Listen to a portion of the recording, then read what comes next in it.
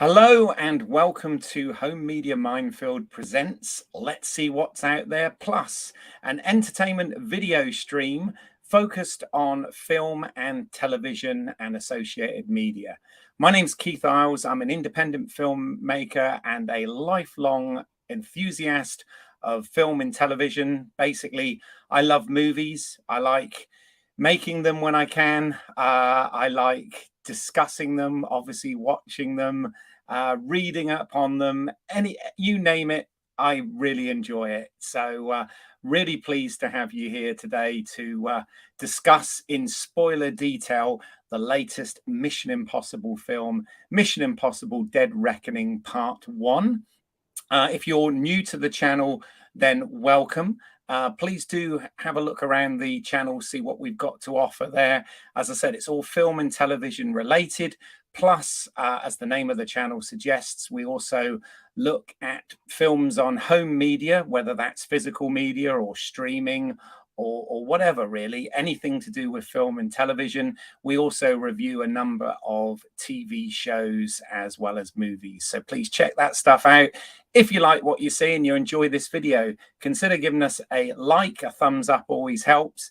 Subscribing to the channel, and if you hit the bell notification, you'll get informed as and when new content drops, because it does tend to be a bit sporadic because we're trying to balance, life and other jobs and creative things, etc., with running a YouTube channel and a podcast and all of that good stuff.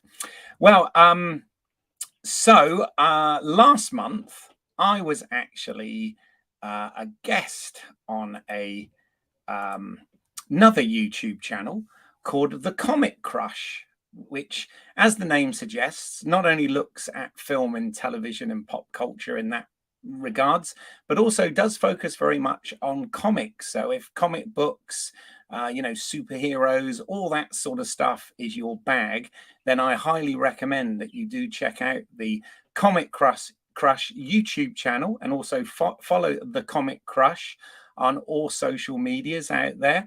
I've done no less than 5 episodes, or actually I think it was split into 4 episodes. I can't even remember, but we've covered the Indiana Jones film series of movies. We've talked about the original 4 Indiana Jones movies, what it meant to us, our memories and history with those films. But then probably most importantly, we go into an episode where we actually have a look at the latest. So it is 5. Yes, of course it is. The latest 5th film, Indiana Jones and the Dial of Destiny, which was released only a few weeks ago now. And we tried to have an early scoop on that and give our thoughts and opinion. So please check that out on the Comic Crush channel. But back to this channel, and I'm really pleased to welcome the guy who runs the Comic Crush channel, my good friend, Paul Dunn. Welcome, Paul. Hey, Keith. How are you, man? Yeah, all right. I tried to give you a fitting intro and plug. Oh, there. Thank you. I know, I liked it. Thank you. Thank you very much. It's really kind of you. How you doing? You good? Yes, I am. I got confused with how many episodes we did because we filmed a couple of them back to back. Even though it said episode 5 on that. Of course, 5 movies, obviously. But I'm like, did we cover 2 in one episode? No. We did completely. We were really good on that one. We did 5 episodes. And we did them in I was quite proud of us there because we did them in quite a short space of time. And I do really appreciate you coming on and doing that, because I know it took a lot of time to do. No, I really enjoyed it. But it was fun. Yeah, I really enjoyed doing them. And we also covered the Flash on that 5th episode as well. We did indeed, yes. Yeah, I got to talk about the Flash as well. So there you go. It did have that comic connection in there somewhere. And we discussed the Flash, which again, if you want to find out what we thought about that, check that out. Although I did realize, I even forgot to mention, when I was saying all the stuff had been done before in other movies, TV shows, animation, etc., and obviously comics, of course, which you know all about. But I forgot to even mention that even the Eric Stoltz joke had been done in the TV series Fringe several years back. Really? Yeah, they had a parallel universe in that, and they went, and there was actually a front of a cinema, and it said Eric Stoltz in the future. Right. So, it's been so long since I watched Fringe, and I don't think I ever finished it, sadly, because I love the show. I must pick that. I'll pick that up again on Blu-ray. Actually, there you go. It did have a conclusion. It did have a conclusion as well. But there you go. I've managed to get us off topic before we straight away. But talking of TV shows, actually, it does in sort of. So Mission Impossible, obviously very successful film series that we're going to dig into with obviously particular attention to the latest one. But historically, I mean, I've talked at length about this on when the last film came out. I used to do a podcast, Movie Heaven, Movie Hell, and I'll put a link to that in the show notes. It is on YouTube as well. But I talked in length about Mission Impossible, but I just wondered, from your point of view, did you have any relationship with the television series on which it was based? Not really. I saw 1 or 2 episodes when I was younger, because it was one of those kind of shows that they put on at about 6 p.m. on BBC Two as a sort of time filler. Or it was on early in the day on one of the BBC channels for a period. I think I probably got a bit excited by it because it was Leonard Nimoy. It was that season. Yes, he was in some of the season. Yeah. Playing a character called Paris, which, strangely enough, is not a character they've ever kind of revisited in any of the movies. But we got a different Paris in this film. We'll get there. Indeed. But I have a very loose connection with it. I think it's probably, I'm not sure I'd really enjoy it, to be honest, because I don't really enjoy very long seasons of shows. But I'd be interested to see it as a curio. But these days it's finding the time to sit back and watch 22 hours of television. It is. It ran for like 9 seasons as well, I believe. I think it was sort of late 60s into mid 70s or something. So it was a very different time. But I'm always surprised, actually, speaking of home media, your arena, I know, but that they don't really capitalize on that when the movies come out. They never really capitalize on the TV section, because you'd expect that would be plum kind of real estate for putting the TV back, the show back on, like Paramount Plus or something like that. You would think it would make a lot of sense, and I mean, yes, the TV shows, both the original TV show and there was also a sort of relaunch show in the late 80s as well, the next generation of Mission Impossible something. They are all available on physical home media. I don't know whether it's got something to do perhaps with rights, because obviously Paramount, of course, have the rights for the movies themselves, but I think some of the home video division actually comes under CBS, and I don't know. Okay, that would explain it. It should be, as far as I'm concerned, and I don't know why they don't capitalize on it, but there you go. Was that your laptop or mine, Keith? What's that? Just chiming there. Is it? Oh, crap. One of them chimed. I don't know. Sorry. My back. Okay. I've had a few internet issues, actually, annoyingly today. So again, anybody watching this, apologies if you do get a spinning circle of death, and it's not the entity, hopefully. But we'll get to that. So obviously, we're not going to go deep into all this, but of course, this is the 7th film in the Mission Impossible film series, which started back in 1996. We've got the 8th, and we don't know if it's the final installment yet, but we've got the 8th installment sort of bookmarked for June of 2024, so next year, to see Dead Reckoning Part 2. Obviously, this is over. We've had 5 different directors involved in these films, but this, next year's will be the 4th in a row from director Christopher McQuarrie, or McHugh, as he's affectionately called by Tom Cruise. So you know, kind of half the film series will be one director, and yeah, and then a mixture of directors for the previous ones. So it is quite interesting how that's all sort of come about. But yeah, it is exciting stuff. It's hard to believe it's been, you know, nearly 30 years with all these things now. But yeah, let's get into it. As I said, final warning, anyone watching this, you know, there are spoilers in this film. So we you know, unlike, if you like, Fast and Furious and Spider-Verse and even last year's Dune, even though this is a part one, it doesn't actually end on a literal cliffhanger like those films. It actually sort of has a conclusion, but sets up the next chapter. Is that, do you agree with that? Yeah, I mean, obviously the big issue is sort of unresolved in a way. The major plot of the film, but all the minor plots are quite sort of nicely tied up. Yeah, it was an interesting watch. Interesting watch for me. I've got to say,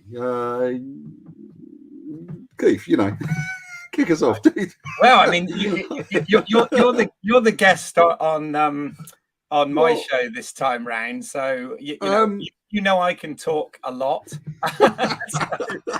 I'm quite happy to let you. I've done slide wise, I haven't really prepared much. I've just really tried to get a shot of, you know, all the various characters that are in the film, because there are a lot. And yes, there are an incredible amount of characters, and I think it's probably the most we've ever had on one of these, right? I mean, you've got Ethan Hunt, you've got Kitteridge making a return, which was I thought was great. You've got Ilsa Faust and Alana Mitsopoulos coming back. We've got the newcomer Hayley Atwell playing Grace, Simon Pegg, Ving Rhames. So you know, right there, you've got like 7 characters, and then you've got all these guys. So we've got Shale Wingham. I hope I'm saying that right. As I can't remember his name. This character.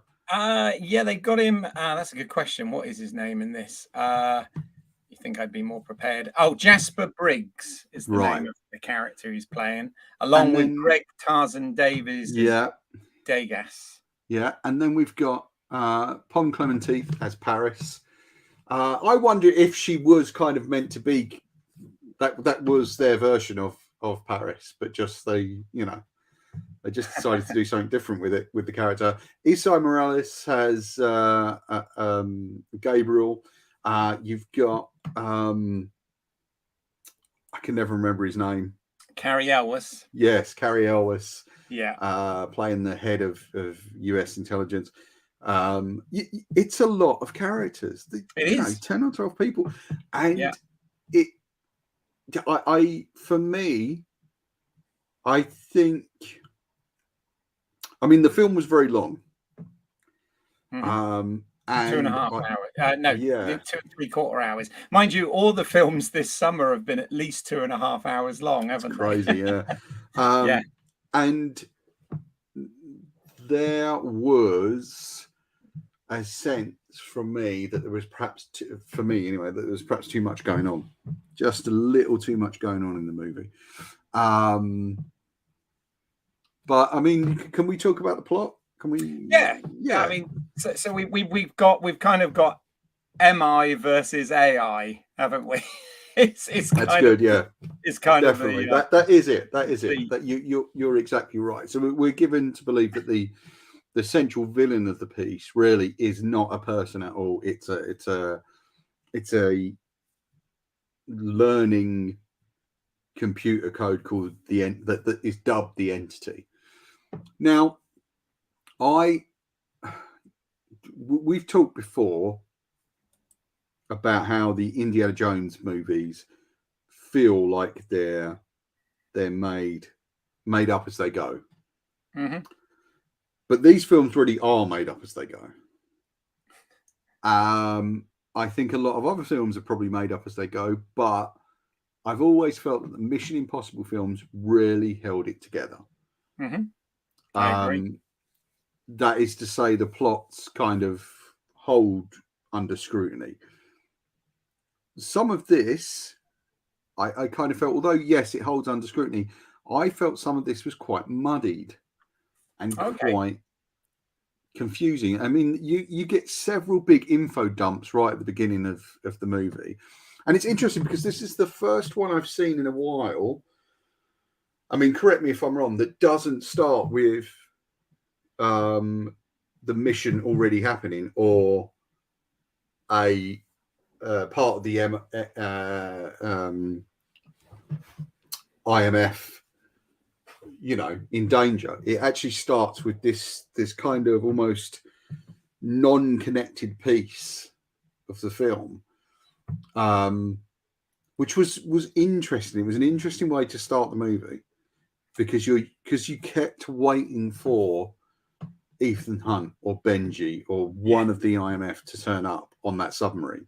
Yes. And they don't. And I think right away they shifted the rules by which they normally make these. Yes. Yeah, it was almost a bit kind of Hunt for Red October-ish, wasn't it? And James Bond, it's the first thing that I thought of. And in fact, this one to me felt most like a James Bond film. Yeah.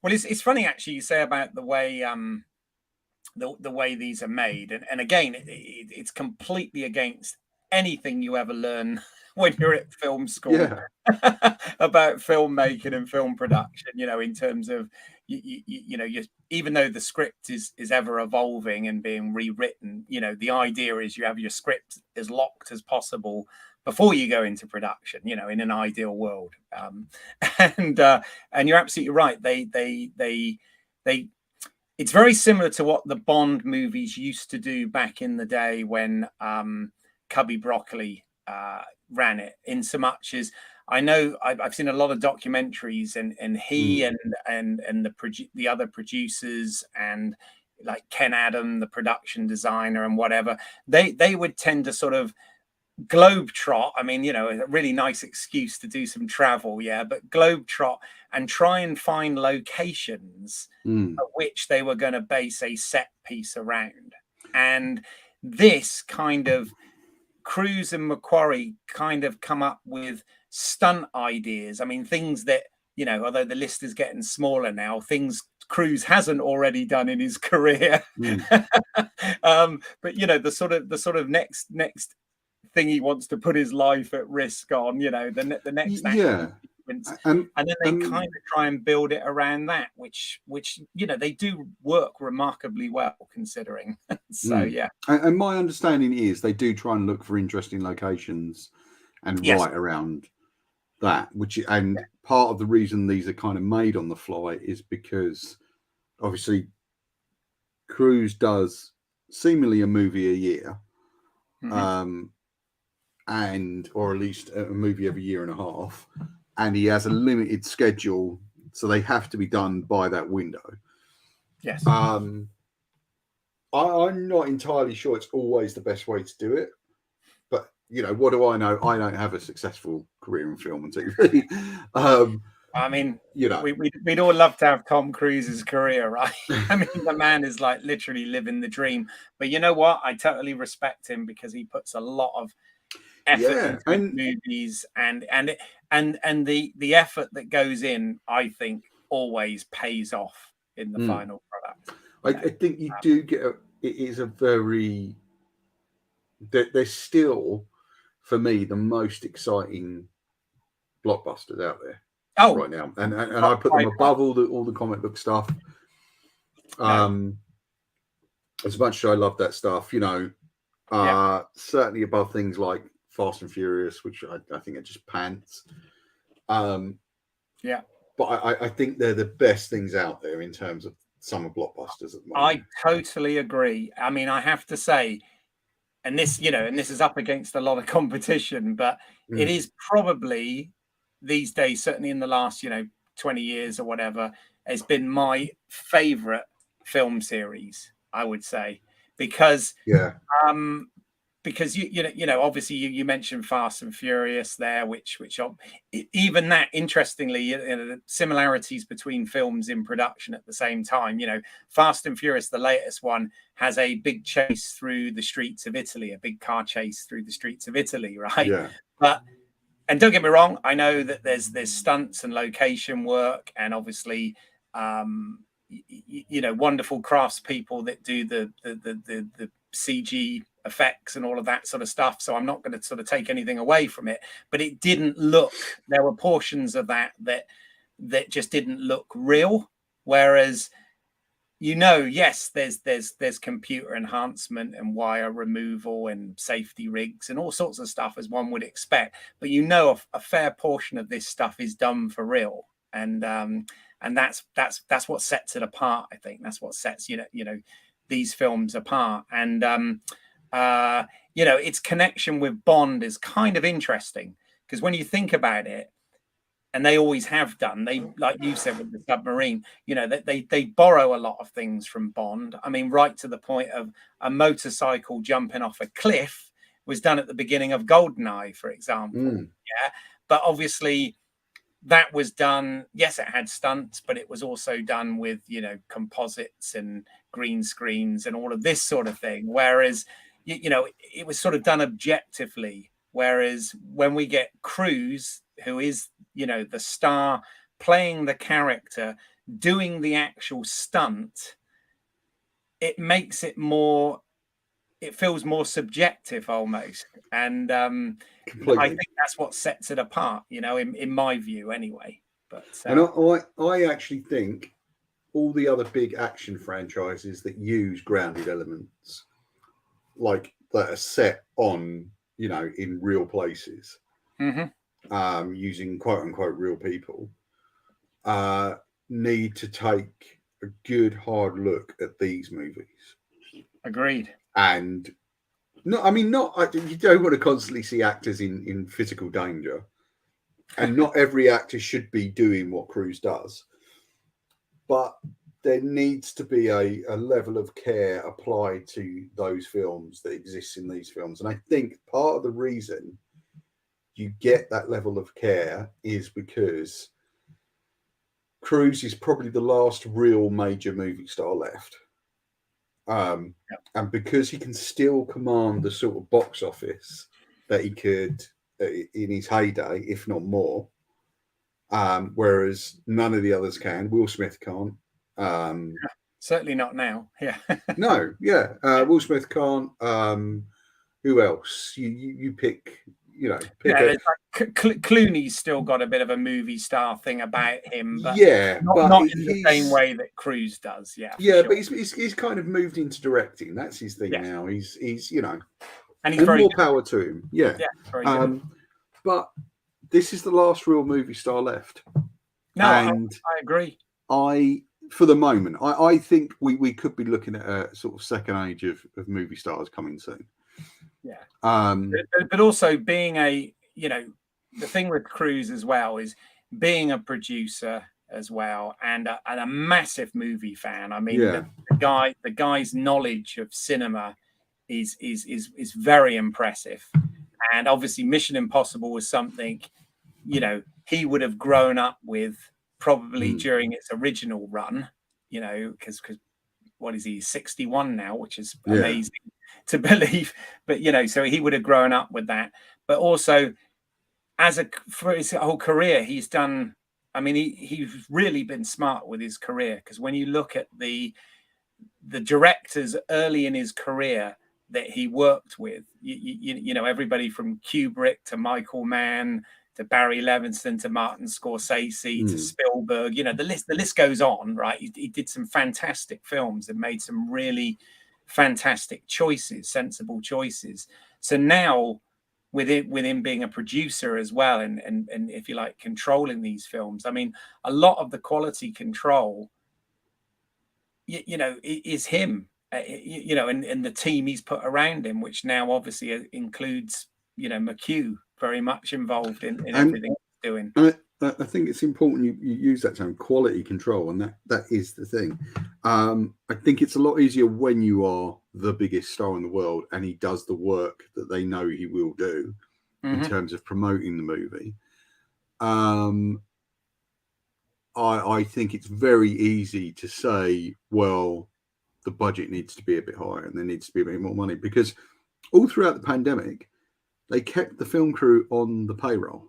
Yeah. Which, when you think about it, would make it virtually impossible for this movie to make money.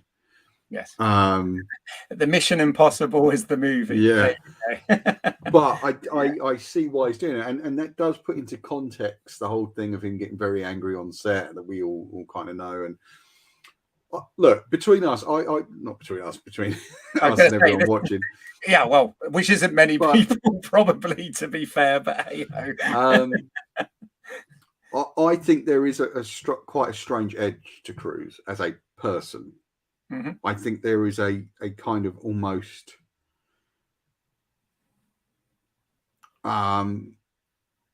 it's not a mental illness, but I think there is an intensity that's just a bit too much.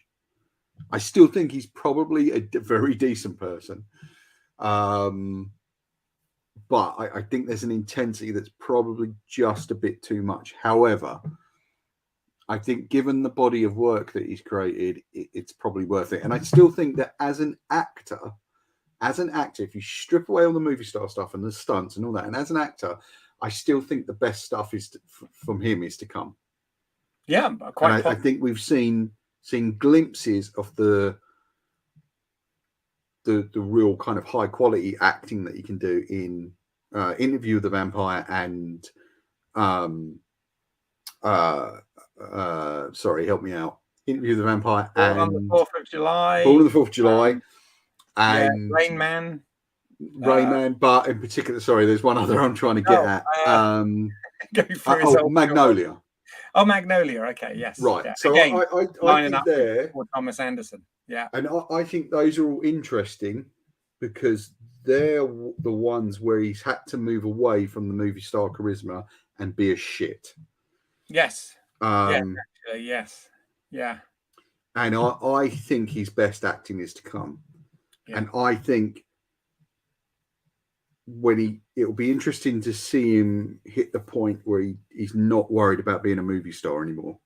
And he does some really interesting things. However, I mean, I don't want to see him keep flinging himself off large objects the way he does in this, because, you know, as you say, he's in his 60s, and no matter how well you keep yourself and how fit you are, your body will eventually kind of just go, nope, that's it. Yeah, I mean, I wonder if there's ever a point where he sits there and goes, you know what, Chris, I'm not going to do this one. I'm shitting myself, quite frankly. not if you watch all the behind the scenes stuff, but I mean he is obsessed. But I mean, he has been fortunate enough to spend his entire adult life making movies. You know, and I think he's done it at such a high level. He's been the boss for a long time. Yes, yeah, he's produced, I think, 25 movies. Obviously, the Mission Impossible ones being, 7 or 8 of them now. Yeah. But and also Top Gun Maverick was impressive last year. I mean, I can't tell you why that movie is so good. Yeah, no, exactly. Because it shouldn't be. But it was. Yeah, Sorry. but it's funny what we've seen in this, because as I said, we've had, car chases through Italy. We've had chases on the top of railway trains. We've had John Wick style, fight scenes and all this sort of stuff, all in a movie where, as I said, other films have done those this year, but, in a lot of cases, maybe not quite as impressively. Although I did think John Wick was actually very good, the 4th one this year. Which I've not seen. Oh, okay. But this film, in some respects, it's been sort of, it almost feels like the greatest hits of Mission Impossible so far, because obviously when you look at the De Palma film, the first Mission Impossible film, it had the train top fight and all of this sort of stuff. So you know, there were other things, but this one to me felt a little bit more theatrical and stylized than the other Quarry ones. And I think that's why you start to hit that Bond thing. And when you look at villains like Paris, especially towards the end, where she's got she's dressed like she's in My Chemical Romance, with the makeup on, it's just like, this is theatre now. I mean, in Venice, you know, the fight on the bridge and everything, you know, was very stylish. But you know, I mean, obviously, anybody that's regularly watches my channel or knows me or whatever knows that I like a good waistcoat. Yeah, I enjoy a waistcoat. And what I loved by this, it was everybody had Ethan and Benji from the good guys had waistcoats. And then, you know, Gabrielle, the villain, had a waistcoat, and even you know Grace, the lovely Hayley Atwell, she had everybody was wearing waistcoats. It just felt more theatrical, but I love that. And then the other thing in terms, sorry, go on. No, go on. No, please. I just wonder if there was any thematic thing they were trying to get through that, because Grace is throughout the film, she's dressed in very male attire. They don't try and girl her up, you know. That's true, yeah. And I wonder if there's something they wanted to say with that that perhaps we're not quite getting at. I don't know. One of the things I was quite pleased at as well, in terms of, obviously, you know, we watch these things as well for gadgets, and I'm loving, you know, the guy who made aviator style sunglasses, you know, popular in the mid-80s, actually had aviator sunglasses that were a gadget in this. I did like that, with the whole heads up augmented reality and all of that. Even though I say a gadget, that sort of stuff's pretty much available anyway. But on that note, I mean, this film, much like, you know, the original series, felt very analog, you know, because of this AI threat. Everything had gone back to this analog, this low tech feel, right down to the mission briefing at the beginning, that was on a micro cassette, and again, they got that perfect with the self-destruct in 5 seconds and all that stuff. Brilliant. But yeah, it felt like, you know, it was their opportunity. This has always been a sort of, since the first movie, one very much about the tech, the high tech stuff, and people solving things on a laptop and whatever. But it was kind of nice. This one, they had to be slightly removed from that and go a little bit more analog. Yeah. Do you feel that's a kind of comment on movies? Well, it's funny how it is all a bit of a comment, whether intentional or not.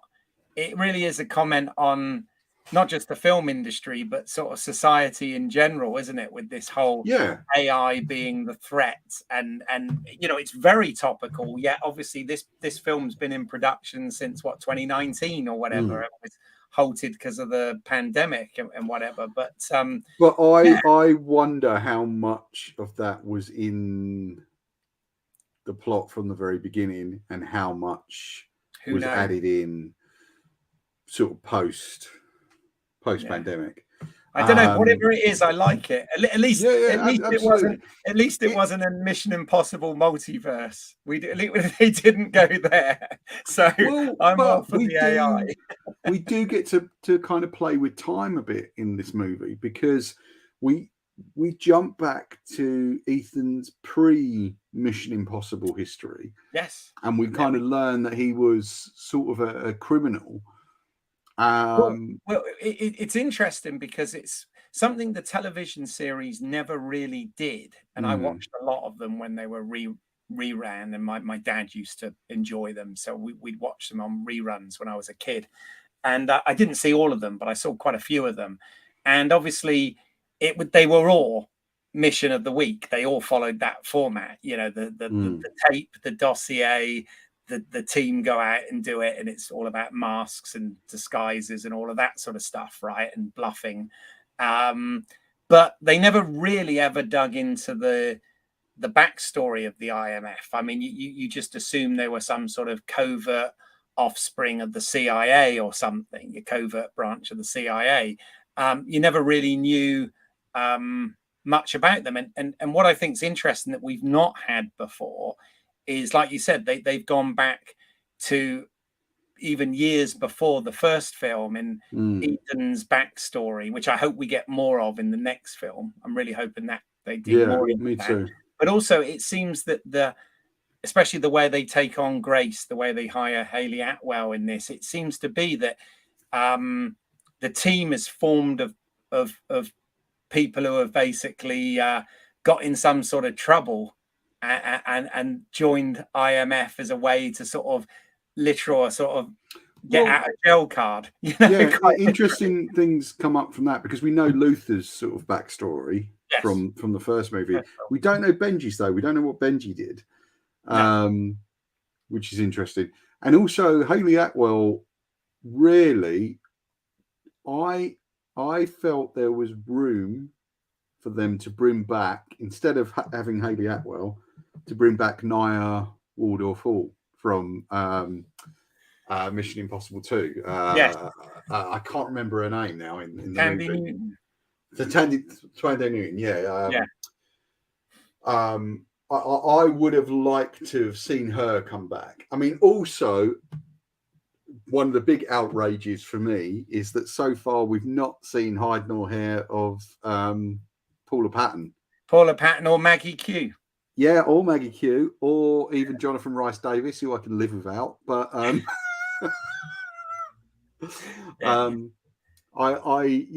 like to see in the final chapter, those guys really need to come back. I mean, I'd like to see them all kind of pop back. I would have liked that. Yeah, I mean, even though I love the character of Grace played by Hayley Atwell, and she was great. Yeah. Everybody's got a skill set, that they're bringing to the team. But she, you do although one of the skill sets is being attractive, clearly. But across the board, this is a very attractive cast in this film. I mean, it's interesting because.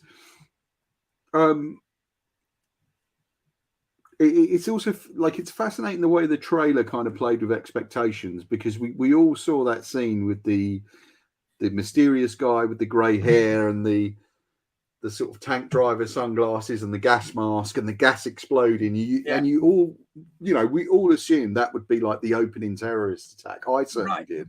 But I, from the trailer, yes. But I have to say, I don't know why, but when the film was on, I knew that was Ethan. I don't know why. I didn't. About it right from when he walked in, I thought that's Ethan. In watching that scene, I felt that would turn out to be Gabriel or one of his team members. Talking of which, we should give a shout out to Isai Morales, who played Gabriel in this. Again, fantastic actor. I was thinking this, they always have, that's the other thing, even though obviously Gabriel's not a bit part, but across the film, like the Carrie Elwes and whatever, they've always done that, whether it was Tom Wilkinson or Angela Bassett or Lawrence Fishburne or Vanessa Redgrave or Anthony Hopkins, across the whole series, they've always had really impressive actors play the sort of smaller roles in this. A bit like Nolan does, he always casts even the supporting characters with top quality actors, and Mission Impossible, I feel, has done that across the board as well. I kind of wish the guy at the beginning, which I thought was a nice nod as well, was the guy who's only just or is just about to join the IMF, delivering the message. I really wish it had been someone a bit more famous and a bit more because I would like to have seen them kind of have set up a few, because there was that whole thing when Ghost Protocol came out. the rumor circulating was that the guy from Lost was going to be the new guy taking over the series. Oh, what, the Josh Holloway? Yeah, because there was around that time there was some conflict, I think, between Paramount and Cruise over money. And Jeremy Renner was character up as well, wasn't he, to take over the team or something? Also, we're probably not going to get Renner in either of these, we know he's not in this first one, but you know, which is he's recovered now, is he, from his? He's recovering. I think it's going to be like a year-long recovery. It's quite a serious accident. Yeah. And I noticed he got in this as well, like Charles Parnell and Mark Gatiss and Indra Varma, and you know, all those. Indra Varma, like I absolutely love Indra Varma. I think she's a fantastic actor. Agreed. Gatiss, was an interesting choice. Rob, I forget his name now. Rob Delaney, is it? Playing his sort of counterfoil. Right. Rob again, Delaney. an interesting choice, a comedy actor, really. Yeah. So it was kind of interesting, and interesting having so many people who'd made their name in British television shows, and you know, Indra Varma's done a ton of things, including Game of Thrones and Luther. She was great in that. So what I did love about that scene as well, I did like the sort of almost meta quality it had, making fun of itself. When they said about the IMF, and he says, "What does that stand for?" And it's like Impossible Missions Force, and they all kind of, "You serious?" You know? Which is goes back to Mission Impossible 3 with Michelle Monaghan's reaction at the end of the film when she gets told, I work for this thing, you know, called the Impossible Missions Force. I like that. And of course, I mean, Rebecca Ferguson back again as Ilsa Faust. Yes, I think she's a terrific actor. I agree, and I like the character. Yeah, I mean, we've already said there's spoilers here. Yeah, so, I mean, a waste. What were your? Because they did the fake out death at the beginning. Yeah, well, see, I had a problem with that for a start, because I felt that the flashback to the fake out should have come later in the film. Right. It should have come when Ethan jumps in the back of that van that's got Benji in and Luther driving, and then you see Ilsa. I think that's when that flashback should have come. That's actually interesting. Yeah. I don't think it should have been where it was, because it removed any stakes. You're right. Narrative. Although it did. I mean, narratively, I agree with you there that would have made things more tense. But then again, I'm wondering whether they made that choice because then you don't expect it to come later, right? Yeah, absolutely. Maybe. Absolutely. Which I must admit, I was quite sad. At that. Here's a question as well. Something I was, because again, we always kind of what I think's interesting in this about Ethan Hunt as a character is, even though this is kind of Paramount's answer, as we say many times, to like the Bond franchise, okay, Ethan Hunt is not just an American James Bond. He's a very different character, and they kind of put across in this that he really cares about his friends, and that's what they're using as his vulnerability and all of that in this. But what I find interesting is apart from the second film, which, let's be honest, that was kind of a Mission Impossible's version of Hitchcock's Notorious, wasn't it? Yeah. Where Ethan Hunt takes Tandy Newton's character to bed, and there's romance and sexuality and all that sort of thing. The rest of the films haven't really had that.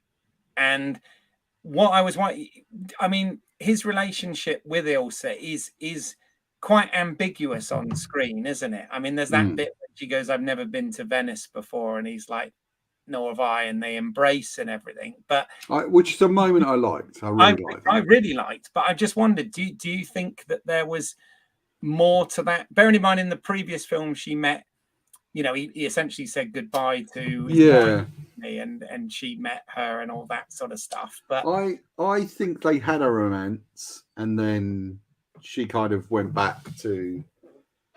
I think it's interesting for the women in Ethan's life as a character. One, I find Tom Cruise as an actor weirdly unsexy. In that, no. But I mean, I think the romances he has in a lot of his films feel really chaste, and really kind of.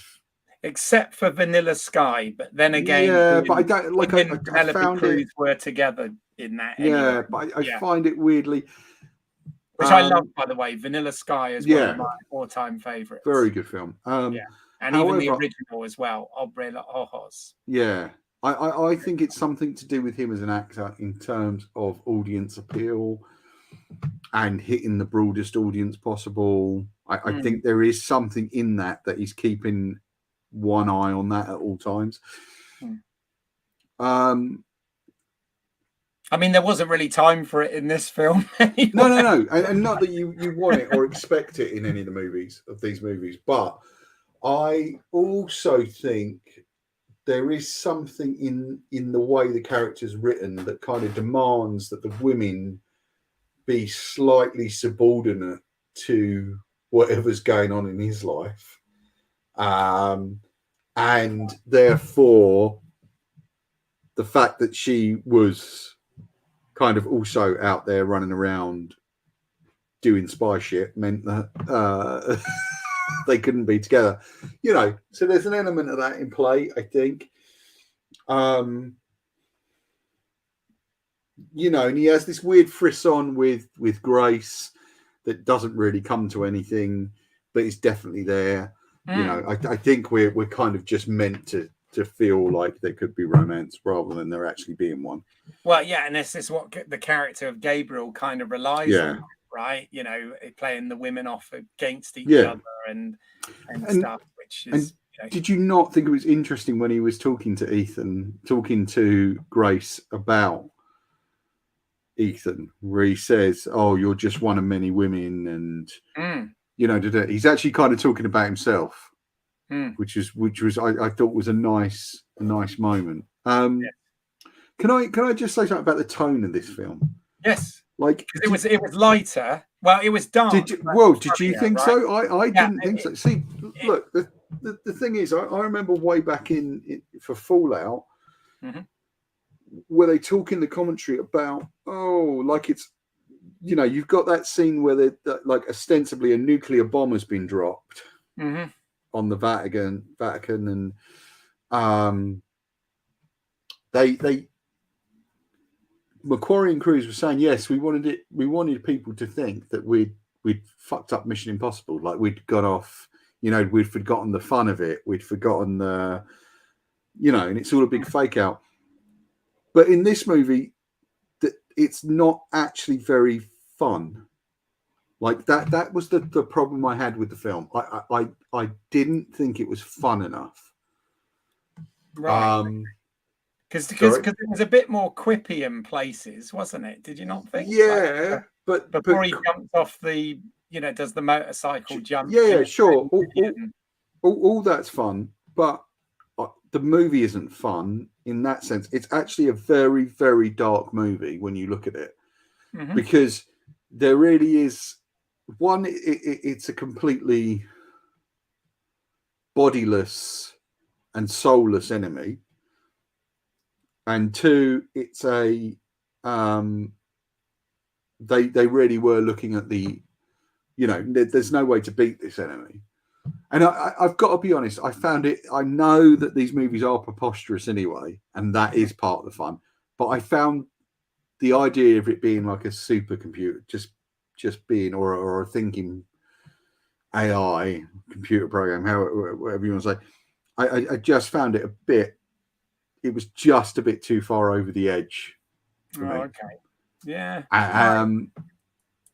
And that was the big drawback for me. it was just a bit too far over the edge. I felt they didn't use Vanessa Kirby well enough. Right. Well, I have Um, that kind of leads me into it. Go I've for got it. one major nitpick Go on. that pulled me totally out of the film and kind of annoyed me. Okay. Yeah.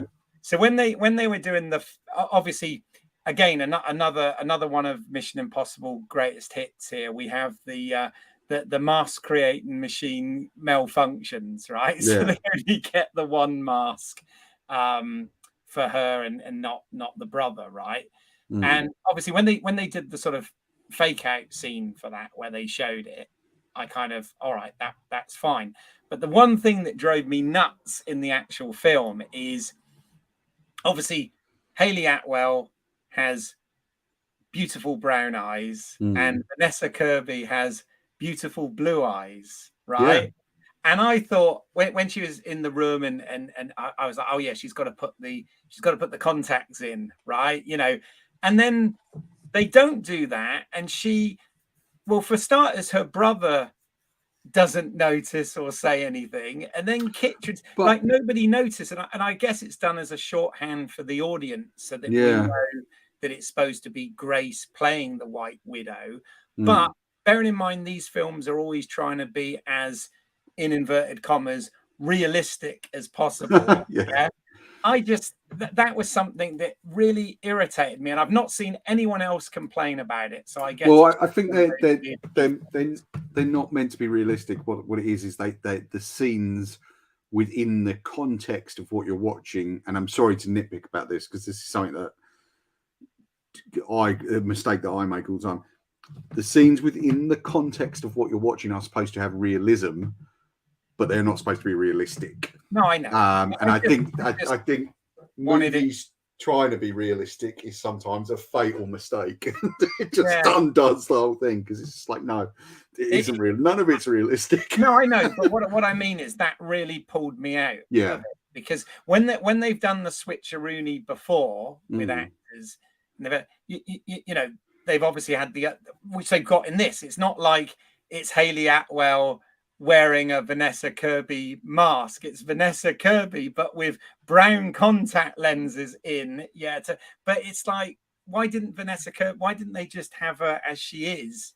So it would just be, I don't know. Put it this way, that pulled me out. That's obviously the film. I realized I said I've not heard anyone else complain about it. Well, isn't it? We're recording this on the day it's opened. I was lucky enough to see it a week ago. Yeah, I was very fortunate to see it early. But yeah, but isn't it? I always assumed it's so he can tell them apart. So Cruise can tell them apart. The character Ethan Hunt can tell them apart. Right. It doesn't make any sense that like their brother didn't pick. Oh, I don't know. It just that was something that was. But how often? Like, I don't think you'd necessarily know on the surface level that anything that a person had different color eyes. Really? I think no. I honestly, if it's someone you saw every day, I don't think you'd notice. I think you'd know on a discrete channel on the subconscious level, there'd be something kind of simmering there, going something's wrong. Okay. Which I think they do. It's a filmmaking that if I was fortunate enough to have been involved in this, I would have done differently. But I think I think sometimes it's wrong to cover every bit of tracks. I think sometimes flaws make art, and yeah. All right. Well, maybe it's only me that this has bothered them, but it did. I was actually. I'm sure. I saw it. I was lucky enough. I saw it at the Odeon Lux in the Dolby Theatre, because this one, the previous films had IMAX scenes with shifting IMAX aspect ratios and whatever. But the research I've done on this is apparently, even though they shot some of the scenes in IMAX, the actual film is all 235:1. And that really annoyed me because today I paid for an IMAX uplift, so I paid the additional fee for an IMAX screen, right? Only to see a film entirely done in 235. Right. It was so annoying, and Yeah, I well, was it is really when you pissed think off. that exactly, because the fourth one and the sixth one definitely had the some scenes in full IMAX, and well, I'm hoping that when the Blu-ray release, which I'm sure will be reviewed on Home Media Minefield, comes out, we'll get that shift in aspect ratio. But yeah, bit of a gripe for me. I don't think it will, but but anyway, yeah, that's by the by. But no, I was but as I said, we're recording. I should have explained that at the beginning. So we're recording this. I'm going to put it straight out. We're recording this on the 10th of July, which is the release date. I don't know. I may down the track as well, because often I do these things as live stream panels.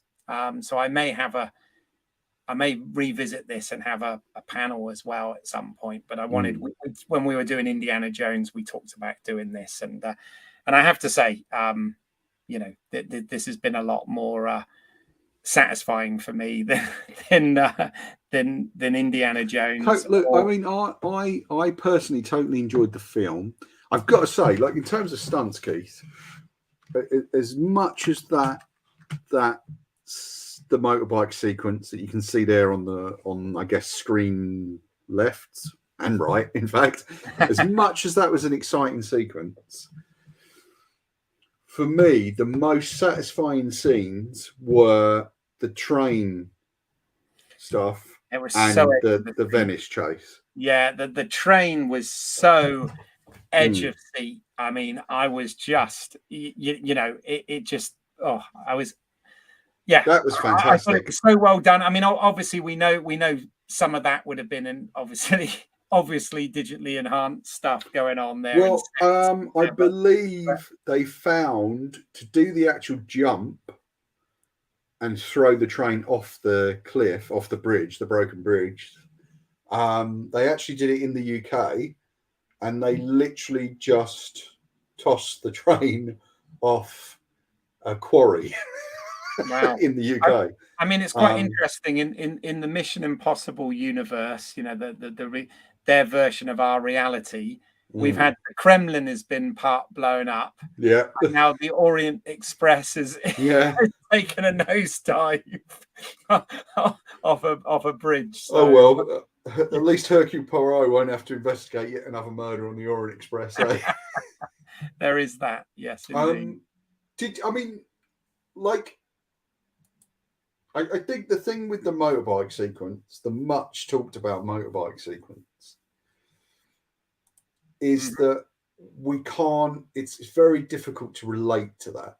Whereas I think, although yes, there's plenty of people who've ridden motorbikes and this and that. We've all been on trains when they've bumped a bit or they've, jumped a rail or. You know, I remember jumping off a moving train once.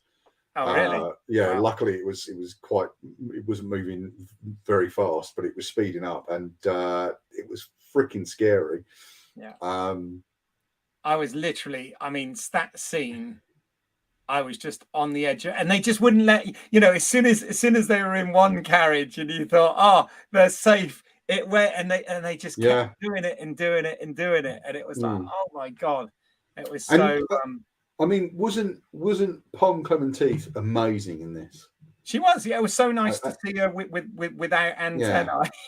Yeah.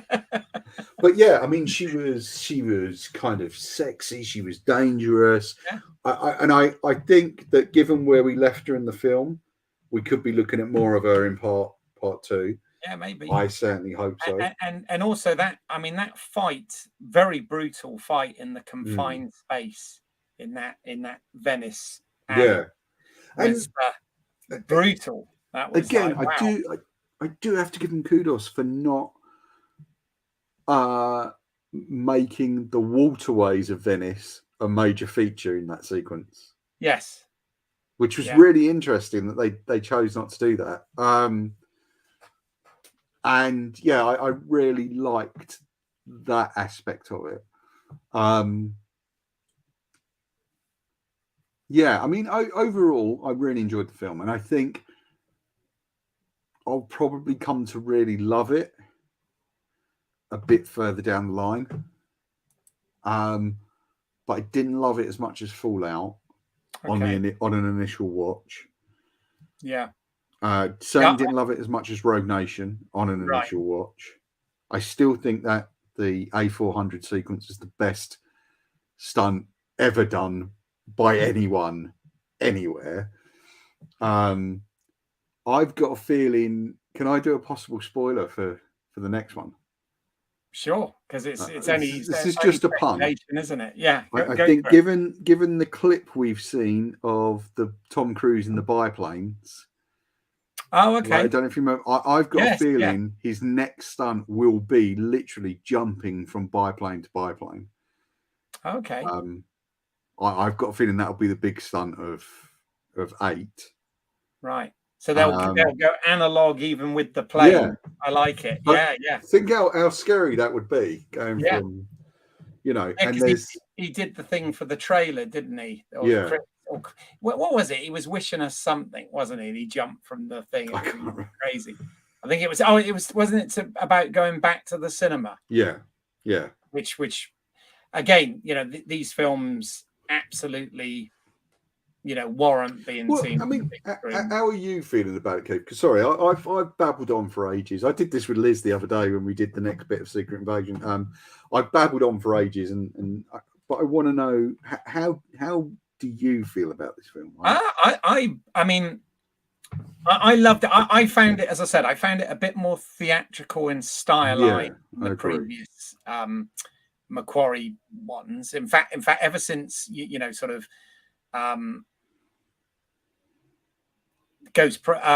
Impossible 3 probably. They've all been a little bit more, and I say it loosely, but grounded in their style. Obviously, what John Woo did with Mission Impossible 2 was very stylistic and very stylized, in his own way and stuff. But this did feel a bit more theatrical.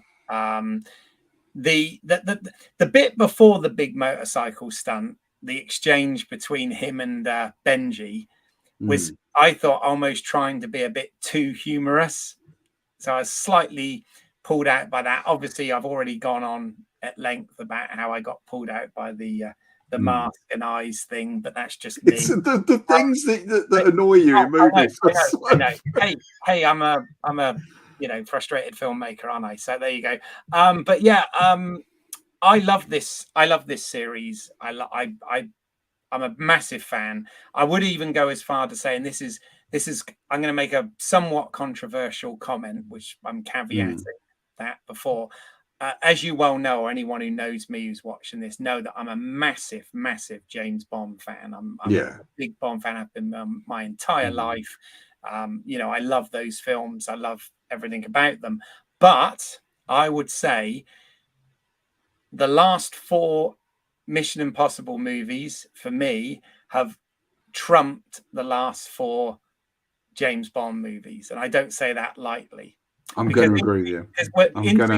In 2006, you had Casino Royale, which was amazing, and you also had Mission Impossible 3 at that point in 2006. It had been a bit of a gap, 6-year gap since Mission Impossible 2, and I always thought of Mission Impossible 3, it almost felt like a bit of a reboot of the series, because it introduced, we had Luther, but it introduced Benji, it introduced Michelle Monaghan, as his wife, and it kind of set a new tone that sort of carried on.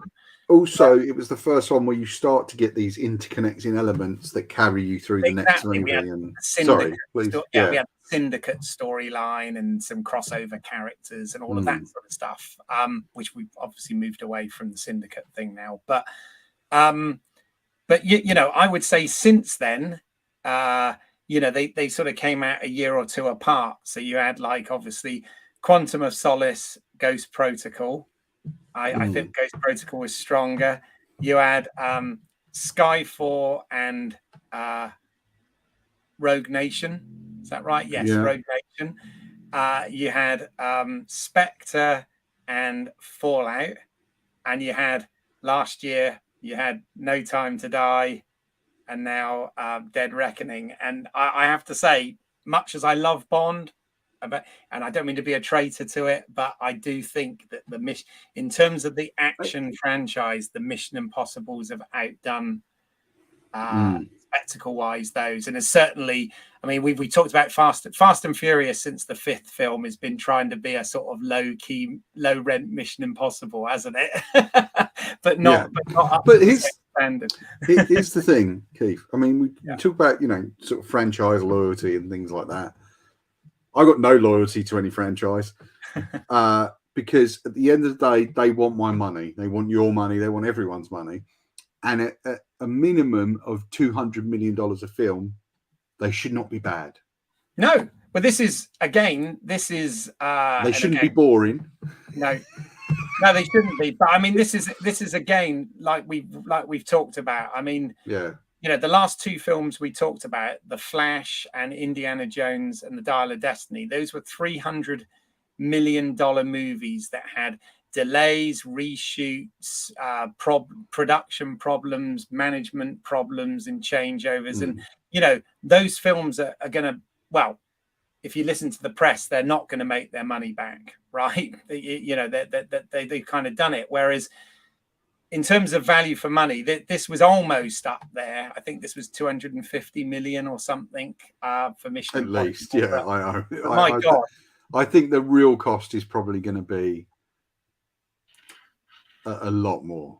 Yeah, but my God, did this deliver though? I mean, just that shot there. Well, I try and put these things together in a bit of a hurry, but I was just trying to find a few shots of the action, some of the action scenes, and like I said, many of these, to be fair, Bond has kind of done before.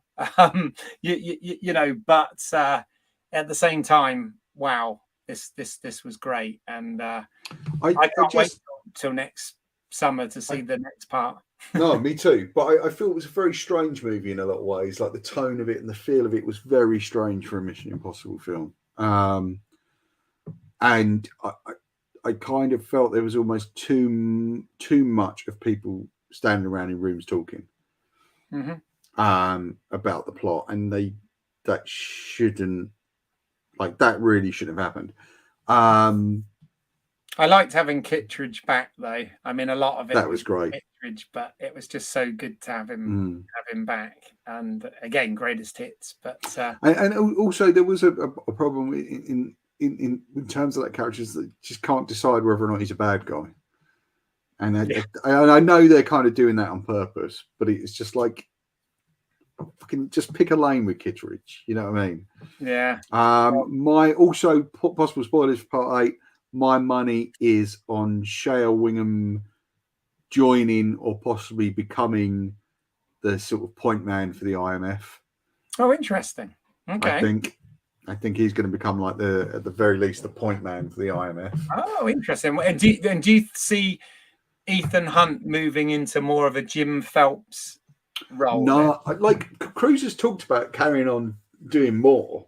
Yeah. Of this, I don't know, but I think that the secretary next movie or the point man for the IMF will definitely be Shea Wingham.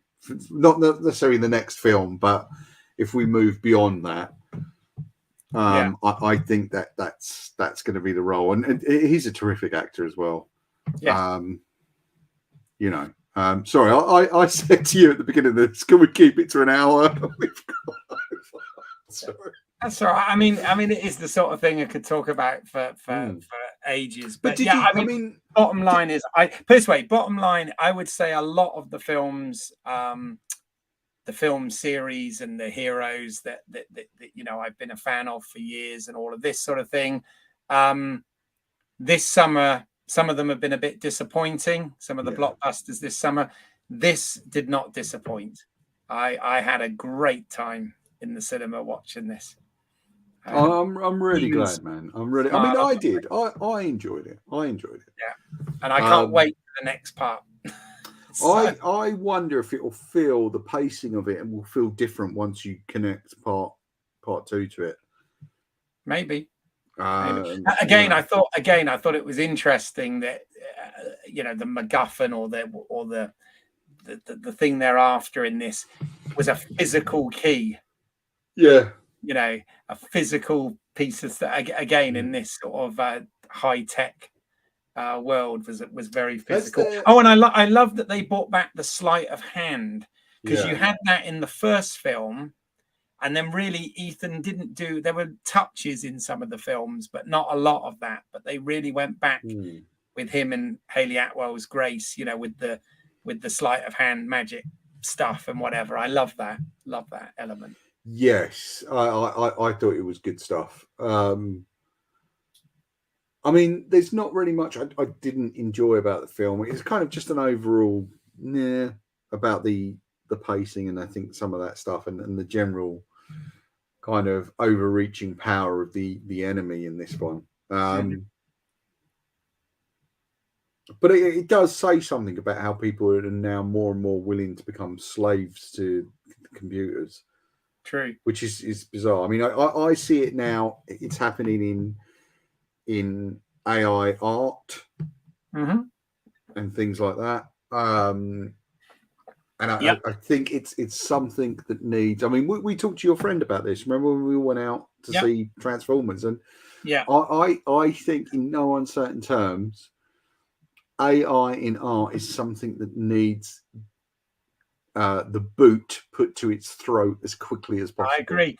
Funny you should say that. I was on a film group WhatsApp thing today where they were talking about chat GPT and AI and all of this, and going backwards and forwards, and I was busy, so I didn't really, but I stopped at lunchtime, and this was my comment. I'm going to read it verbatim here, right?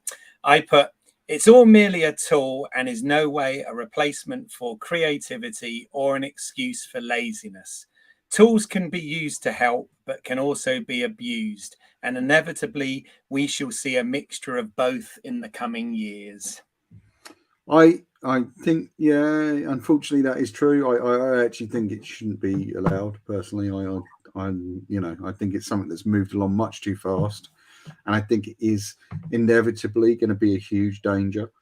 I mean, you've already had sort of very respected scientists come out and go, this is a problem.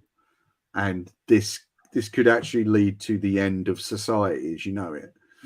Well, hey, if Mission Impossible Dead Reckoning Part 1 is anything to go by, there's some truth in that. So, but yeah, I mean, I really loved it. Apart from the kind of general feeling of hold on, but maybe I put a lot of this down to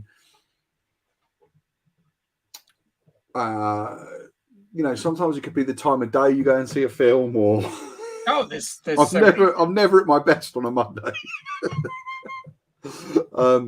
But I always feel the best films are the ones that make you forget everything, though, and just absorb you. And this, for the most part, did. As I said, apart from one thing where it broke me out of the film, and I'm like, I'm not liking that. I know, which is ridiculous, but no, I'm glad I'm really glad that you enjoyed it, because I know you were sort of slightly disappointed over Indy, and I know I was.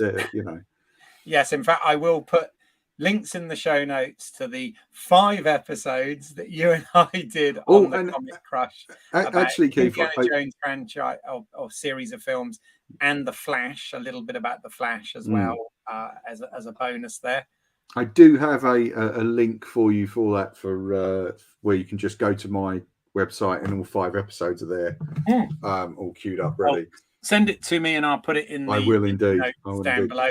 I will also put the link to your page. So thank you. Cool. Thank you. What have you got? Where can people find you, and what have you got coming up? So as always, thecomiccrush.com for comic book reviews, videos, podcasts, all of that, all on the website. That's the best place to go to get it all. You can follow at the Comic Crush on Twitter and Instagram for updates.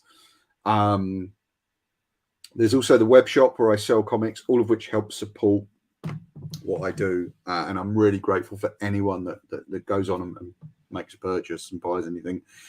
I specialize in sort of complete sets of comics, so you can literally jump on and get a full storyline for not much money at all. There is the YouTube channel, which has most of the podcast shows that we've done on video, including many featuring this gentleman here. I'm always glad to have him on. I think, Keith, you're a great spokesperson for films, and I really do always appreciate you coming on and sort of offering your point of view, even when it differs from mine. Wow. Which it does many times. Right? Yeah. So coming up, if I can, sorry, I won't keep taking up loads of the space here, but no, it's absolutely fine. Coming up, we've got Liz and I covering the next 2 episodes of Secret Invasion, so episodes 2 and 3, which I'm yet to watch. Actually, I've not listened to your. I highly recommend. I think it's a show that works a lot better second time around than it does first. Okay. We are also going to cover episodes 4 and 5. We're not going to do episode 6 because scheduling wise, unfortunately, we can't make it work. So we won't do the last episode of Secret Invasion. But on whatever the next episode is of our show, we will talk about what we think is going to happen, as we've done here with Mission Impossible. Speculations always. And I've just got to drop one more final plug. The Patreon, please take a look at that. If you want to support the Comic Crush, that really helps me out. No pressure. You can do it from £2 a month, less than the price of a cup of coffee. Come on and it just helps support me doing what I'm doing. And in September, 2 final things. In September, I'm going to be at the Fighting Spirit Film Festival again with a stall. With comics. It's a great film festival. You should check that out. It does martial arts movies, action movies. It's a really great film festival in Stratford, East London. Definitely check that out and come along and say hi. You don't necessarily have to buy a ticket to the film festival to be able to come in and look at the comics if that's what you want to do. But yeah, cool. All Sorry, right. Keith. I've babbled on there. If you send me all this stuff, I will put it in the show notes. And thank you, man. But buy Paul a cup of coffee. Come on. I always really appreciate you having me on the show. Thank you. No, I've really enjoyed it. And if you've enjoyed this, then please do consider giving us a like, subscribing to the channel, bell icon, follow on social, all that sort of thing. You can get in touch at as well as Home Media Minefield, where you are now. LSWOT cast. It's a Let's See What's Out There cast.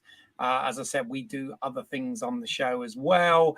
We're looking at the moment at Star Trek Strange New Worlds, which is streaming on Paramount Plus also.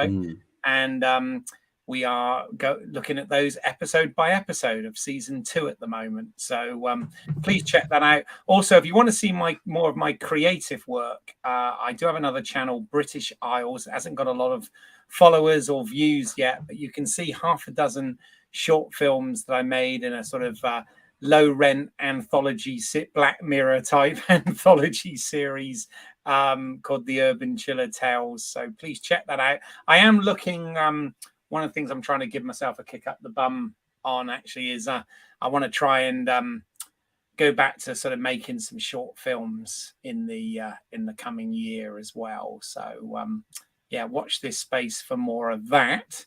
But you've got any comments, please put them down below. But in the meantime, go check out Mission Impossible Dead Reckoning Part 1 at your cinema in whatever format you decide to go see it in. It's well worth it. And thank you, Paul, for joining us. Thank you, Keith. I really appreciate you having me on. Thank you, man. We'll see you at the next Let's See What's Out There on Home Media Minefield. Bye for now.